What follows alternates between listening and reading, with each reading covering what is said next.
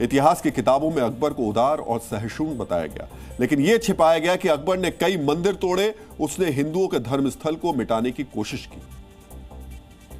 इतिहास की किताबों में अब तक हम यही पढ़ते रहे। क्यों हमें यह पढ़ाया जाता रहा, इसकी अब वजह भी समझिए। नई किताब के पेज नंबर 41 पर जब हम जाएंगे तो उसमें अकबर ने फतेहपुर सीकरी में एक अनुवाद केंद्र बनवाया। अकबर ने अपने दरबार में बुद्धिजीवी और लेखकों की नियुक्ति की थी। उनमें से एक अब्दुल फजल भी था।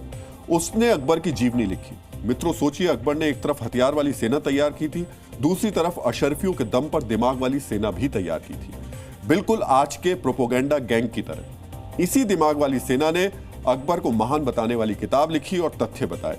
उन्हीं तथ्यों को सच मानकर खास विचारधारा वाले इतिहासकारों ने अकबर को महान बताया और हमें यही पढ़ाया जाता रहा। एनसीईआरटी की नई किताब में पेज नंबर 42 पर औरंगजेब के बारे में बताया गया है।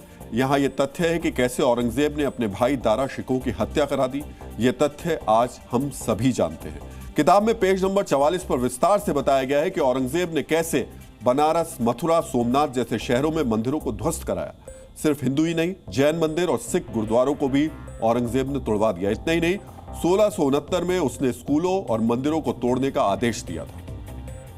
अब तक इतिहास में यह पढ़ाया जाता रहा कि औरंगजेब ने उत्तर से दक्षिण तक मजबूत मुगल साम्राज्य बनाया। उसके शासन में भारत में शांति थी। डीएनए मित्रों, सोचिए, जिस शासक के राज्य में बहुसंख्यकों के पूजा स्थलों को तोड़ा जाता है, उनके स्कूल ध्वस्त किए जाते हैं, क्या उस शासक को महान कहा जा सकता है? लेकिन यही खास विचारधारा वाले इतिहासकारों ने इतिहास की किताबों में औरंगजेब की मजबूत शासन वाली छवि को ही प्रस्तुत किया और हमें यही पढ़ाया जाता रहा।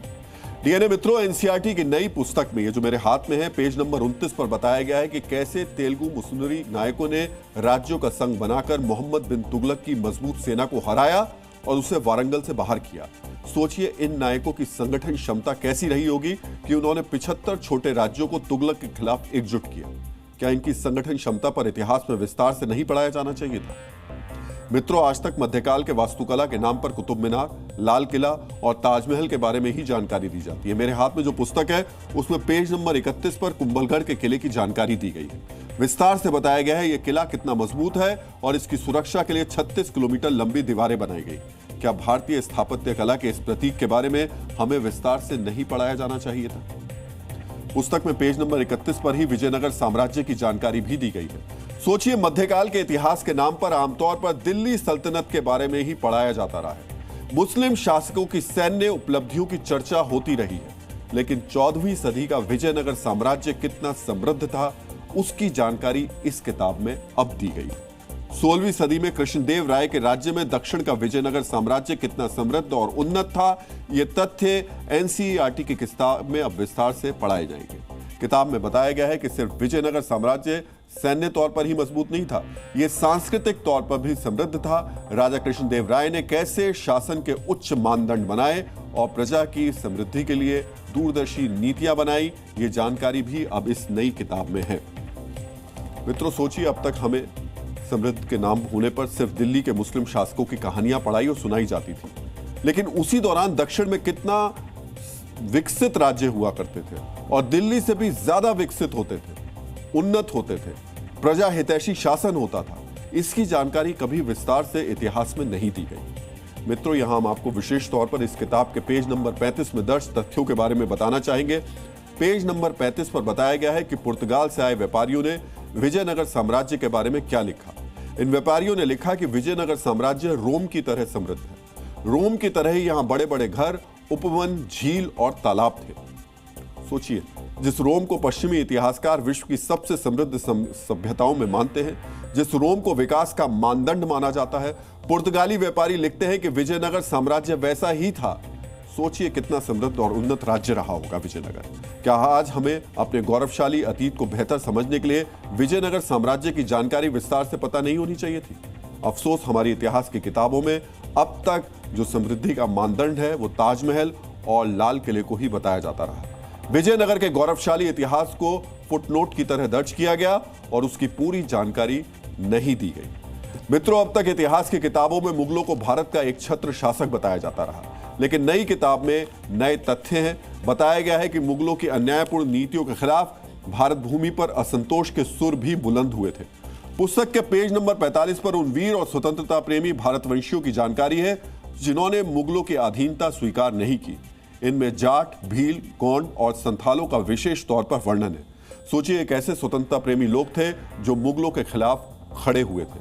पेज नंबर 46 पर रानी दुर्गावती की वीरता की कहानी का वर्णन है। कैसे रानी दुर्गावती ने 20,000 सैनिकों की मदद से अकबर की सेना का मुकाबला किया। पेज नंबर 47 पर विस्तार से महाराणा प्रताप की वीरता का व्याख्यान पूरी तरीके से किया गया है। गुरिल्ला वॉरफेयर के साथ यह भी बताया गया कि कैसे महाराणा प्रताप ने अकबर के खिलाफ भीलों के सहयोग से मुगलों का मुकाबला किया था। डीएनए मित्रों, मुगलों की विजय गाथा बयान करने वाले बुद्धिजीवियों से आज हम कहेंगे कि उन्हें नई पुस्तक का पेज नंबर 48, ये पेज नंबर 48 है, इसको जरूर ध्यान से पढ़ना चाहिए। और क्यों पढ़ना चाहिए? मुगलों को अजय बताने वालों को आज जो हम कह रहे हैं ये पेज जरूर खोल करके पढ़ना चाहिए। एक बार फिर से मैं बता दूं आपको, पेज नंबर 48 पर असम के अहोम राज्य का वर्णन है। बताया गया है कि अहोम राजाओं ने कैसे दिल्ली के मुस्लिम शासकों के असम जीतने के सपने को पूरा नहीं होने दिया। पेज नंबर 49 पर यह बताया गया है कि कैसे मुगल सेनापति ने अहोम सेना की तारीफ की, उन्हें महान योद्धा बताया था। डीएनए मित्रों, समय की बंदिश है, इसलिए आज हम आपसे इतनी ही जानकारी साझा कर पा रहे हैं। मित्रों, विद्वान कहते हैं कि मनुष्य संपूर्ण और सही नजरिया तभी बता सकता है या बना सकता है जब उसे सभी पक्षों की जानकारी हो। इतिहास सिर्फ घटनाओं का लेखा जोखा नहीं होता है। इतिहास भावी पीढ़ी को अतीत से जोड़ता है, उसका नजरिया तय करता है। अफसोस है कि मुगलों के दिमाग से चलने वाले नजरिए ने एक खास नैरेटिव बनाने के लिए इतिहास के तथ्यों के साथ छल किया। दिल्ली के मुस्लिम शासकों को महान बताने के लिए उनकी क्रूरता को इतिहास से गायब कर दिया।